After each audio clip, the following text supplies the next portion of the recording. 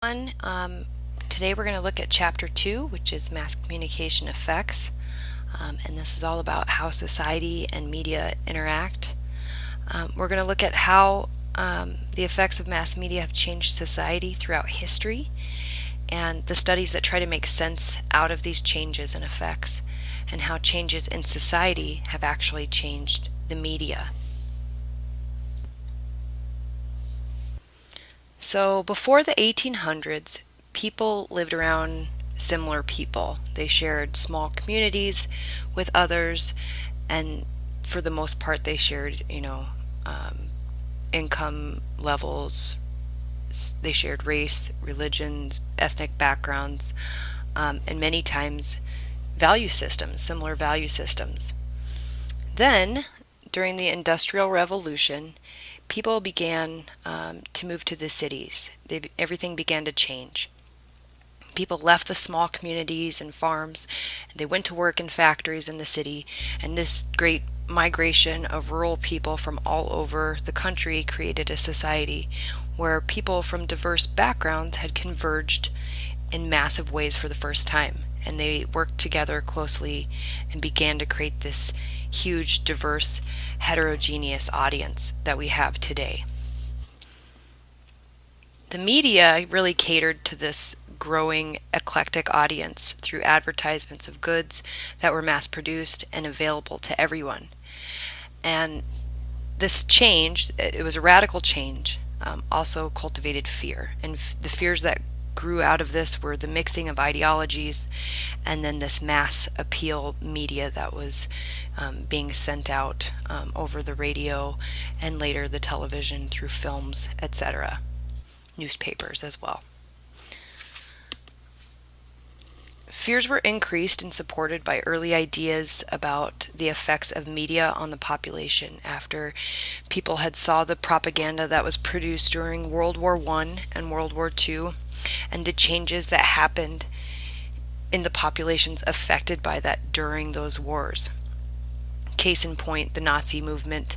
There was this real feeling that the media was injecting ideas into society, and that this injection was like a hypodermic needle, how it injects medicine into your body, that we could just shoot things into the audience and it would work as a stimulus that had consistent, predictable results in people's attitudes and behaviors.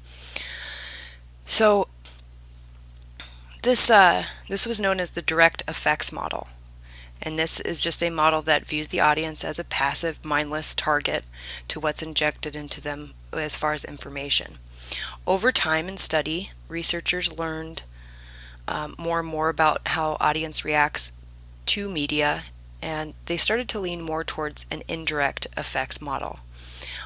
They understood that the masses were not mindless, but that over time they could be impacted by media, but each person would probably be impacted in different ways based on who they were and their backgrounds, their needs, their values. So different people would respond to this injection of information in different ways, and it wasn't one size fits all as in the direct effects model.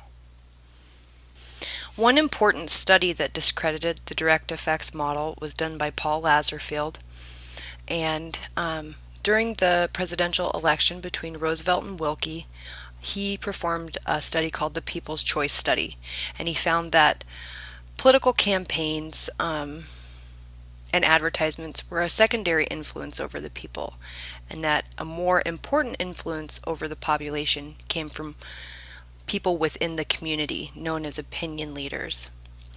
Opinion leaders were more informed about the campaign, and they had usually already decided who they would vote for before the campaign began, but they were likely to watch the campaign race closely in order to strengthen those opinions that they had already formed. And then they would share this info with the less informed and undecided voters. And then that info that they shared with the uninformed was more powerful than the campaign itself, because these people that were uninformed weren't paying attention.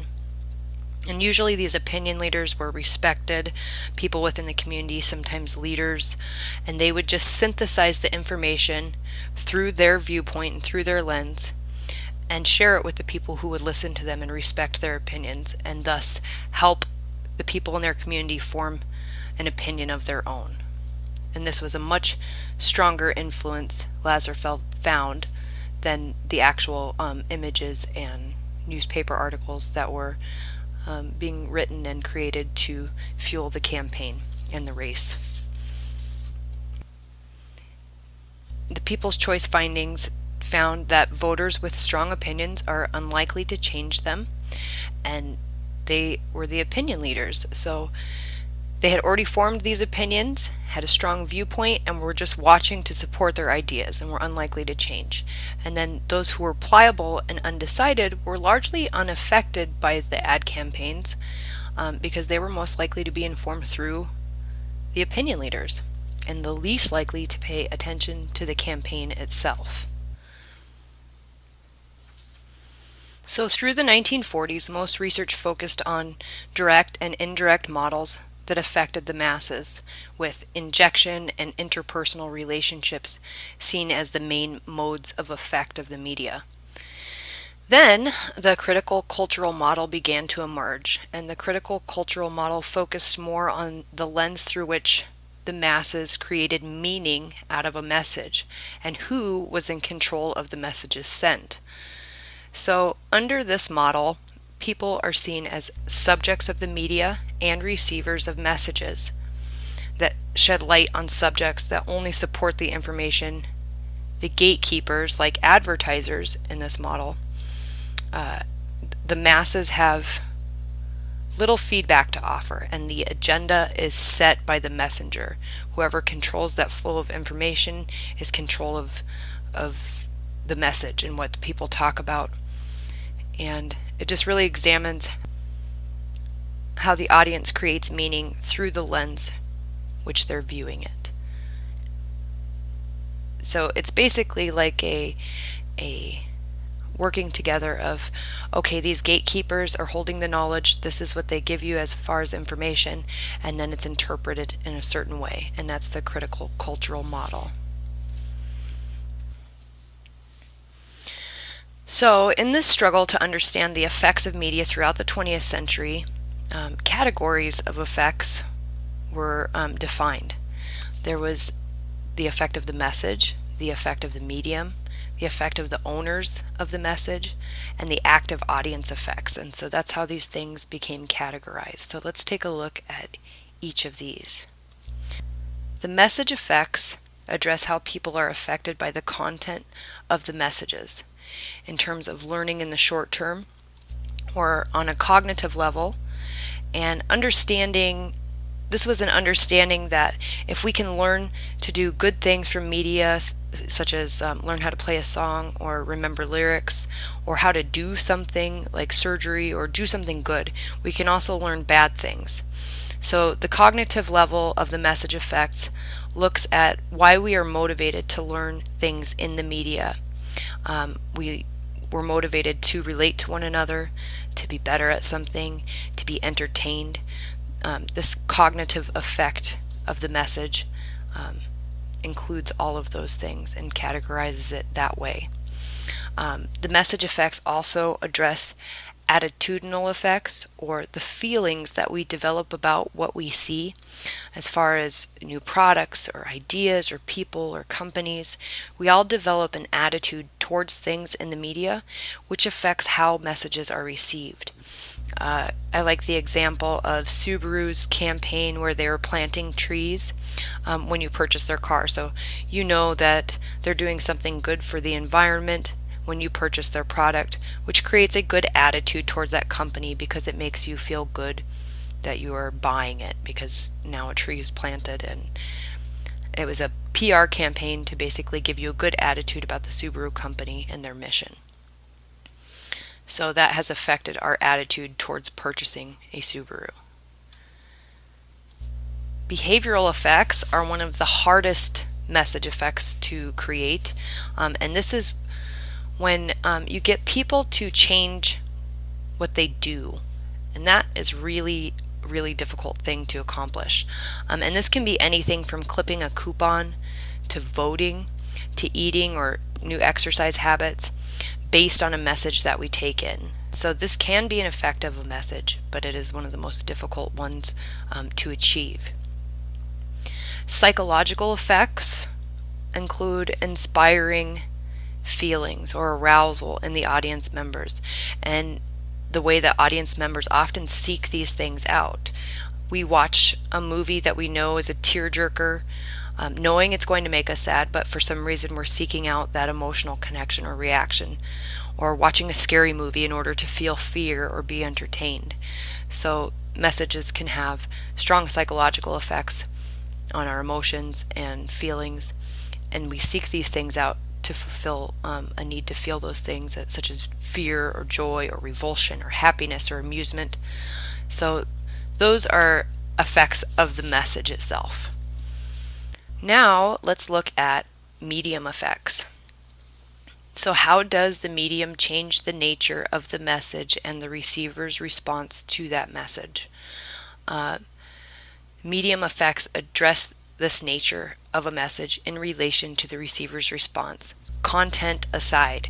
So it understands that each medium excels in a different way at transmitting a message.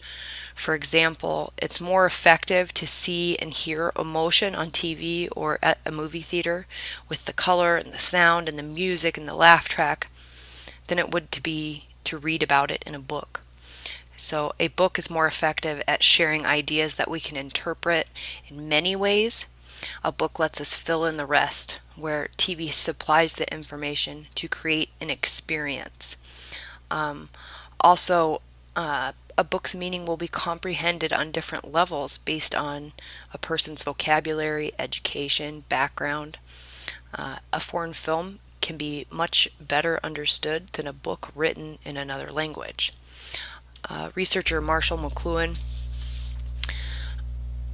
argued that the transmission of the message is as important as the content of the message, and he was famous for saying that the medium is the message, that transmission changes, controls, and dictates the meaning of the content. Ownership effects address the ones in control of the message, seeing the owners as the gatekeepers who dictate the messages that the public receives.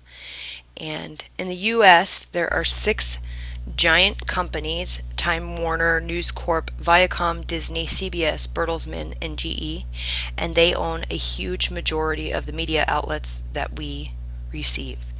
So some scholars see this convergence of power as a sort of ruling class in society because they are the gatekeepers of the messages the mass audience receives. And they are able to censor and tailor messages to their benefit. So that is just a quick look at ownership effects. During the country's transition to a massive heterogeneous audience, due largely in part to the Industrial Revolution, the idea formed about audiences as these nameless members that were no different from the next. And as this proved through research to be untrue, audiences were divvied up into groups as a way to separate and categorize them for researchers and media practitioners. And so one way that they divvied them up was through different types of graphics. So they segmented people by geographics, which separates them by where they live, and demographics, which separates them by gender, race, ethnicity, income, education, all those different components of a person. And then you have psychographics, which is kind of the newest addition to these graphics groups. And psychographics is a combination of demographics and lifestyle. So I might be this gender, this race, this age, this ethnicity, and this income level, but I might like to read books more than ride my bicycle. So psychographics considers interests and lifestyle into the equation of what group you belong to. So this idea of an active audience sees people as consumer groups rather than mindless sheep. It kind of breaks them up into herds. So let's look at the theories of media and society. There are several theories that look at the functions of media in society as a whole. So let's just look at each of these. There's functional analysis, agenda setting, uses and gratifications, social learning, the spiral of silence, media logic, cultivation analysis, and we're going to go through each of these quickly.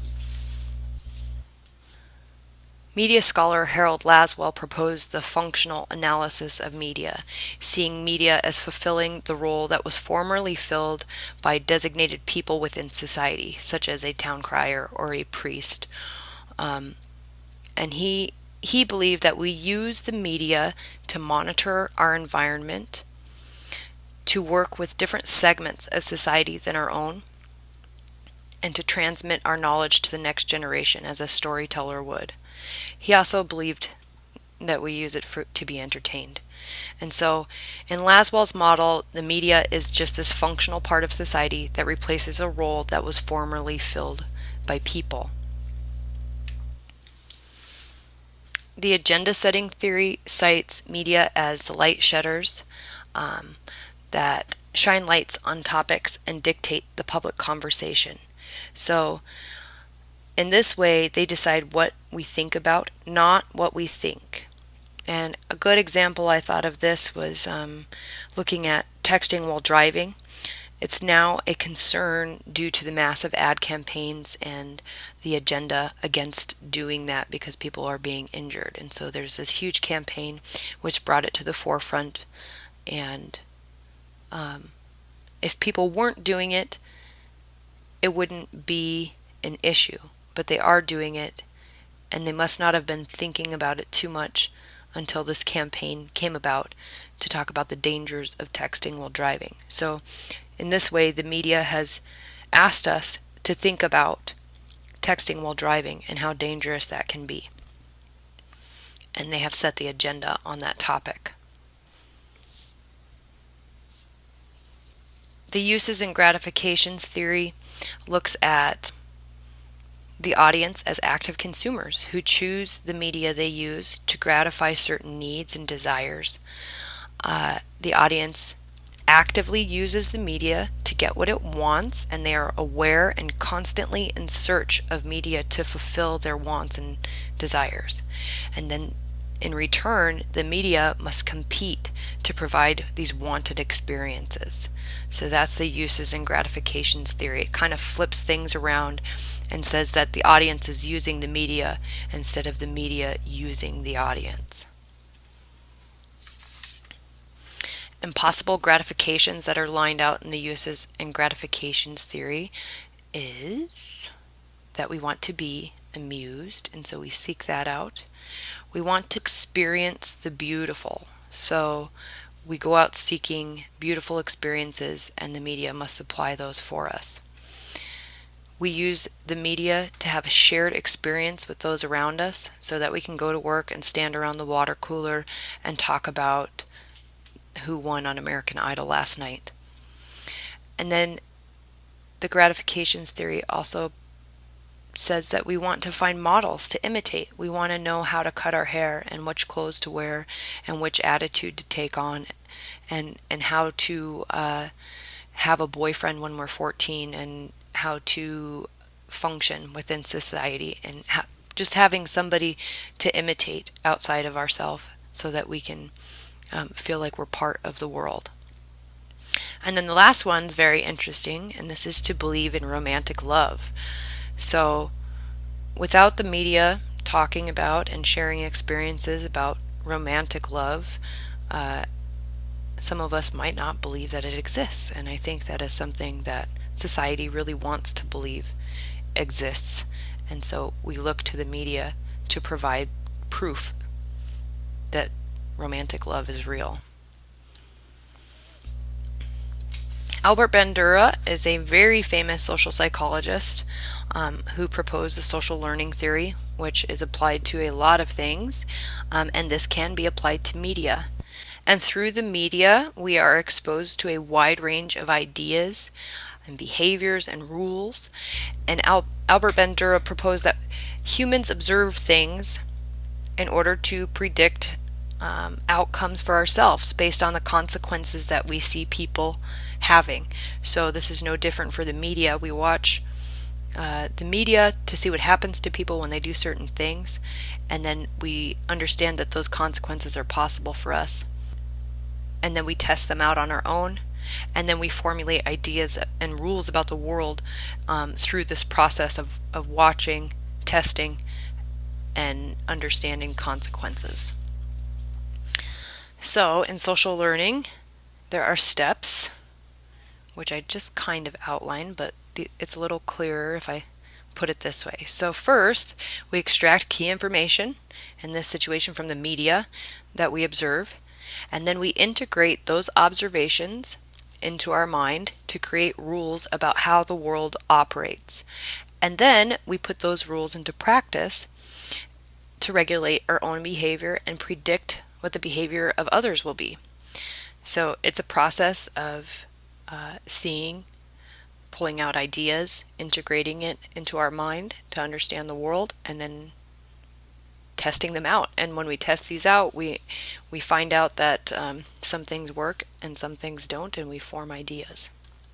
George Herbert Mead's Symbolic Interactionism sees the media as a way to communicate through symbols that men and women define as meaningful. So the media is a mode to create beliefs about symbols and then use these symbols to communicate meanings. And so in terms of things like your book talks about yellow ribbons, how about pink ribbons for cancer, or logos on buildings or on websites? We use all of these symbols to define or encapsulate an emotion or an idea or a cause, and then we use them to communicate those feelings in a simplified way. So we define things in a certain way, and then they become real in the world that we live in. And he thinks that the media is just a transmission of those symbols and the understanding of them on a wide scale. The spiral of silence is more of a communication problem about the expression of public opinion in society, and it was proposed by Elizabeth Noel Newman. And basically, she thought that people want to see themselves as part of the majority, and that if they feel that they are not part of that majority, they will remain silent.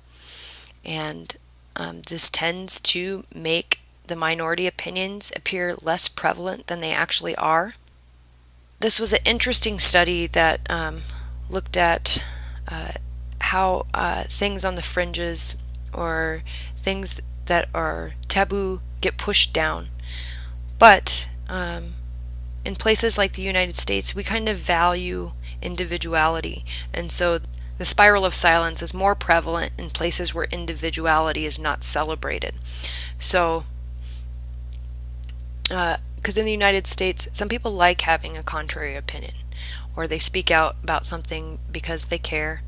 And not to say that that doesn't happen in other countries as well, but I think the spiral of silence is real, and there is a desire to be on the side of the majority when you want to relate to those around you.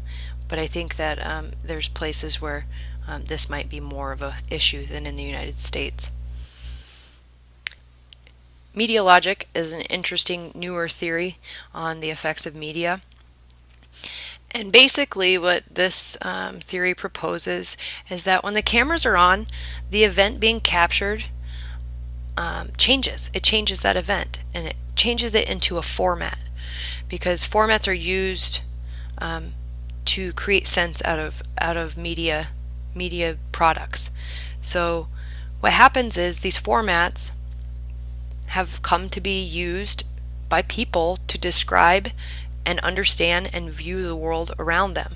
So media logic just points to the idea of these standardized ways that information is presented due to how the media organizes ideas. So when I tell a story about my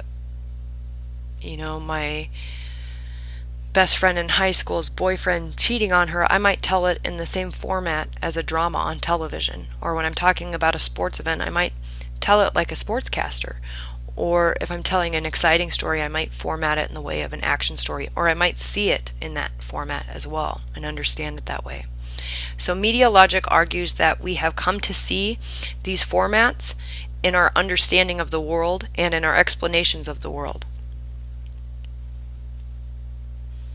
George Gerbner was one of the most well-known researchers of media violence, and he felt that our constant exposure to violence in the media had led us to believe that the world is a much more dangerous place than it actually is. He called this mean world syndrome. And the most negative side effect of mean world syndrome, he felt, is that it creates unnecessary fear in society. And that fear makes society easy to manipulate and more malleable. So he felt that was a big issue, that people were more afraid than they needed to be, and that made them more malleable and more reactive. Gerbner's mean world syndrome studies, he found that heavy television viewers were more likely to overestimate their chance of experiencing violence, believe their neighborhood was unsafe, say that fear and crime is a personal problem for them, and that they would assume that the crime rate is rising even if it was not. So here are your study guide questions for Chapter 2. Define each graphics model used to segment the population. Example, geographics, demographics, psychographics. Question 5. Who are opinion leaders and what is their function in communication? 6. What is the difference between the direct effects model and the indirect effects model? 7. Explain the spiral of silence. And 8. What is Gerbner's mean world syndrome and what are possible negative side effects? I look forward to seeing you guys in class. I hope you have a great day. Thanks for listening.